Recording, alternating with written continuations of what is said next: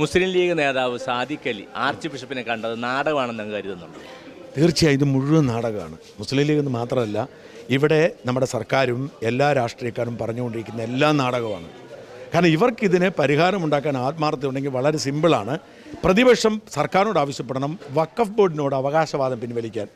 സർക്കാർ വഖഫ് ബോർഡിനോട് പറയണം അവകാശം പിൻവലിക്കാൻ. അതാണല്ലോ പരിഹാരം.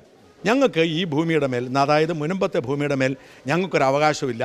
നിസാർ കമ്മിറ്റി പറഞ്ഞതുകൊണ്ട് ഞങ്ങൾ അബദ്ധത്തിൽ ചെന്ന് പെട്ടുപോയതാണ്. ഇപ്പോൾ ഞങ്ങൾക്ക് മനസ്സിലായി ഞങ്ങൾക്ക് ഇതിന് മേൽ അവകാശമില്ലെന്ന്. അതുകൊണ്ട് ഞങ്ങൾ അവകാശം പിൻവലിക്കുന്നു എന്ന് വഖഫ് ബോർഡ് ഒരു സത്യവാങ്മൂലം കൊടുക്കണം കോടതിയിൽ. പ്രശ്നം തീർന്നല്ലോ, കേസ് പിൻവലിച്ചല്ലോ. അതിനുവേണ്ടി നിർബന്ധിക്കുവാണ് ഇവർ പറയുന്ന വാക്കിന് ആത്മാർത്ഥത ഉണ്ടായിച്ചേണ്ടത്. സാദിഖ് അലി തങ്ങൾ പറയണം, തീർച്ചയായിട്ടും വഖഫ് ബോർഡിനോട് പറയണം ഞങ്ങളുടെ അഭിപ്രായം ഇതാണ്, മുൻപത്തെ ജനങ്ങൾ അവിടെ താമസിക്കട്ടെ, അവകാശമില്ല, അതുകൊണ്ട് വഖഫ് ബോർഡ് നിങ്ങൾ അപേക്ഷ കൊടുക്കാൻ പറയണം.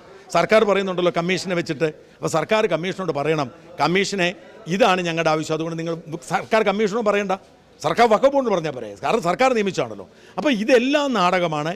സാദിഖ് അലി തങ്ങൾ കാട്ടുന്ന നാടകമാണ്, രാഷ്ട്രീയക്കാർ നടത്തുന്ന നാടകമാണ്, പ്രതിപക്ഷം കാട്ടുന്ന നാടകമാണ്, സർക്കാർ നടത്തുന്ന നാടകമാണ്. ഇതിങ്ങനെ സമയം മേടിക്കുക, ഇങ്ങനെ നീട്ടി കൊണ്ടുപോവുക, ആളുകളെ ഞങ്ങൾ നിങ്ങളോടൊപ്പം എന്ന് പറഞ്ഞ് പറ്റിക്കുക, ഇതാണ് ചെയ്യുന്നത്.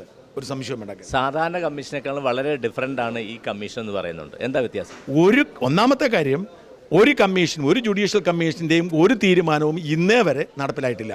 അതാണ് ആദ്യത്തെ കാര്യം.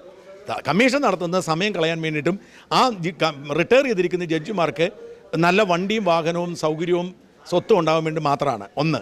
രണ്ട്, മറ്റേത് കമ്മീഷന് ചെയ്യാൻ കഴിയുന്നത്രയും പോലും ഇതിന് ചെയ്യാൻ പറ്റത്തില്ല. കാരണം വഖഫ് ബോർഡിന് മേൽ മുകളിൽ ഒരു കമ്മീഷൻ, ഒരു കോടതി പോലും ഇല്ല. വഖഫ് ബോർഡിന് മുകളിലല്ല കോടതി, പിന്നെയാണ് കമ്മീഷൻ. തട്ടിപ്പാണ്, പൂർണ്ണമായും തട്ടിപ്പാണ്. ഞാനാണെന്നെങ്കിൽ ഞാൻ ഇതിനോട് സഹകരിക്കുന്നില്ല. പിന്നെ സഹകരിക്കുന്നത് ഇവരുടെ ഒരു ആവശ്യത്തിനോട് സഹകരിക്കുന്നില്ല, പക്ഷേ ഒരു ഗുണം ഉണ്ടാകാൻ പോകുന്നില്ല ഈ കമ്മീഷൻ കൊണ്ട്. ഇവിടെ ചെയ്യേണ്ടത് ആത്മാർത്ഥമായി രണ്ട് കാര്യങ്ങൾ ചെയ്യുക. ഒന്ന്, വഖഫ് ബോർഡ് ഈ അവരുടെ അവകാശം ഉപേക്ഷിക്കാൻ പറയുക. രണ്ട്, ജനപ്രതിനിധികൾ ഈ ഭേദഗതി അനുകൂലിക്കുക. രണ്ട് പരിഹാരമേ ഉള്ളൂ.